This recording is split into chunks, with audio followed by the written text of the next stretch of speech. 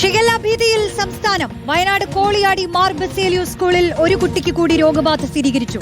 Shigella ബാധിച്ച് സംസ്ഥാനത്ത് മരിച്ചവരുടെ എണ്ണം 5ആയി. ദീപക് മോഹൻ ചേരുന്നു. ദീപക്, ഒരു വശത്ത് മരണക്കണക്കുണ്ട്, അത് വലിയ ഭീതിയാണ് ഉണ്ടാക്കുന്നത്. മാത്രമല്ല, ഈ കോളിയാടി മാർ ബസേലിയോസ് സ്കൂളിൽ ഒരു കുട്ടിക്ക് കൂടി രോഗബാധ സ്ഥിരീകരിച്ചു എന്നുള്ള വിവരവും ആശങ്ക വർദ്ധിപ്പിക്കുന്നത് തന്നെയാണ്. കാരണം രോഗം മാറുന്നതിനനുസരിച്ച് ഇപ്പുറത്ത് പുതിയതായി ഓരോരുത്തർ രോഗം ബാധിക്കുകയാണ്.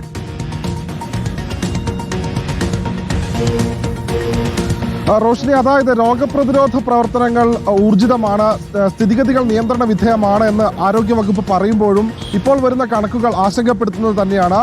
ഇന്ന് ഒരു കുട്ടിക്ക് കൂടി ഷിഗല്ല രോഗം സ്ഥിരീകരിച്ചിരിക്കുന്നു. സുൽത്താൻ ബത്തേരിയിൽ സ്വകാര്യ ആശുപത്രിയിൽ ചികിത്സയിലായിരുന്ന കുട്ടിയുടെ പരിശോധനയ്ക്ക് അയച്ച സാമ്പിളിന്റെ ഫലത്തിലാണ് ഷിഗല്ല പോസിറ്റീവ് സ്ഥിരീകരിച്ചിരിക്കുന്നത്. ഇതുവരെ 17 കുട്ടികൾക്കാണ് കോളിയാടി മാർ ബസേലിയോസ് സ്കൂളിലെ വിദ്യാർത്ഥികൾക്ക് ഷിഗല്ല സ്ഥിരീകരിച്ചിട്ടുള്ളത്. നേരത്തെ തന്നെ, അതായത് കഴിഞ്ഞ ദിവസം കൃഷി വകുപ്പ് മന്ത്രി സിദ്ദിഖ് വ്യക്തമാക്കിയിരുന്നു, കോളിയാടി മാർ ബസേലിയോസ് സ്കൂളിലെ കിണറിലെ വെള്ളം പരിശോധനയ്ക്ക് അയച്ചതിൽ നിന്ന് ഷിഗല്ലയുടെ സാന്നിധ്യമുള്ള ബാക്ടീരിയകൾ അടക്കം സാന്നിധ്യം കണ്ടെത്തിയിട്ടുണ്ട്. സ്കൂളിലെ കുടിവെള്ളത്തിന് ഫിൽട്ടർ അടക്കം വൃത്തിയായി സൂക്ഷിച്ചിരുന്നില്ല എന്നുള്ള കാര്യങ്ങളൊക്കെ പുറത്തു വന്നിരുന്നു.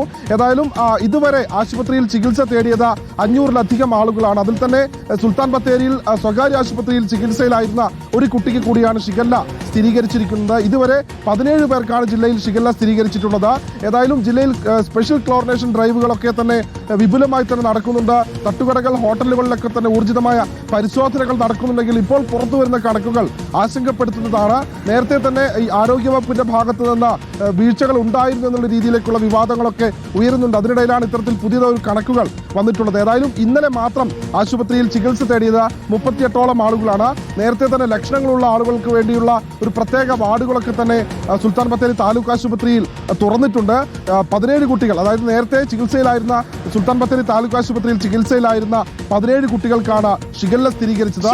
അതിനൊപ്പമാണ് മറ്റ് സ്വകാര്യ ആശുപത്രിയിൽ ചികിത്സയിലായിരുന്ന ഒരു കുട്ടിക്ക് കൂടി ഇപ്പോൾ ഷിഗല്ല സ്ഥിരീകരിച്ചത്. റോഷ്നി. ഓക്കെ,